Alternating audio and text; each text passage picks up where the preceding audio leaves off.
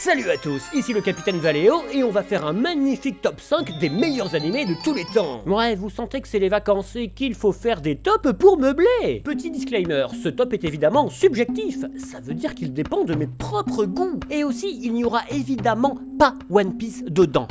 Pourquoi il n'y aura pas One Piece? Bon alors, vos gueules déjà. One Piece pourrait, et je dis bien pourrait, avoir sa place dans un top des meilleurs mangas. Vous savez le truc fait en papier là. Mais franchement, l'animé est dégueulasse. Je ne le mettrai jamais dans aucun top. Cowboy Bebop.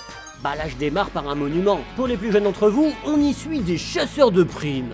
Dans l'espace. L'animé n'est pas seulement super bien réalisé, mais il a aussi une bande originale absolument fantastique, signée Yoko Kanno. Ouais, c'est une meuf qui fait de la musique. En gros, Cowboy Bebop est un des piliers de la science-fiction au Japon.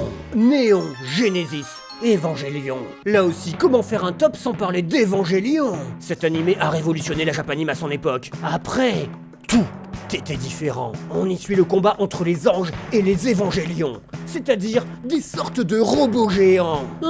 Capitaine, mais j'aime pas les robots géants. Putain, j'en ai fait fusiller pour moins que ça. Bordel, mais dites-vous bien que si l'animé est toujours aussi populaire 25 ans après, c'est que c'est pas juste une histoire de robots géants. Ça parle de trains aussi. Des fois. One Punch Man.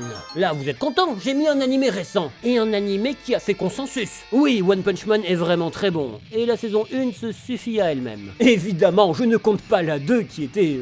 dingue. Excellente parodie du genre du shonen, le tout servi par une animation de folie. One Punch Man est une référence sûre. La série s'est passée du rire aux larmes tout en étant épique. Gurren Lagann. Ouais, encore un animé du studio Gainax, comme Evangelion. Mais c'est toujours la même chose. Et vos gueules, hein, si je m'étais écouté, il y aurait quasiment eu que des animés Gainax. Mais là ça va, je suis pas un connard, j'ai varié. Avec Gurren Lagann, on est dans le mecha. Et dans l'épique. Cet animé est absolu. Les combats, le drama et surtout Kamina, meilleur personnage de la série et peut-être un des meilleurs protagonistes de toute la Japanime. Et il est musclé. Plus que tout, jamais des combats n'ont atteint une telle démesure que dans Gurren Lagann.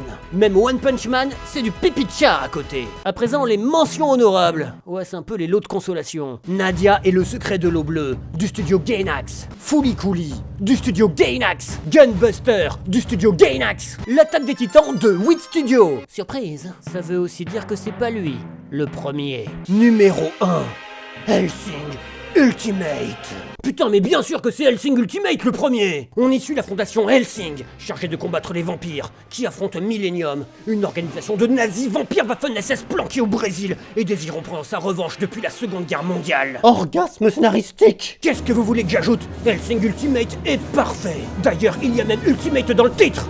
Ça veut dire que c'est ultime. Des nazis, des vampires, des soldats et des mecs qui ressemblent vachement au Ku Klux Klan. C'est bizarre. Il y a tout pour faire le meilleur animé de tous les temps. Voilà, c'était mon top 5. Ouais, un vrai putain de top à la noix. Sur ce, je vous dis à la prochaine avec le Capitaine Valéo.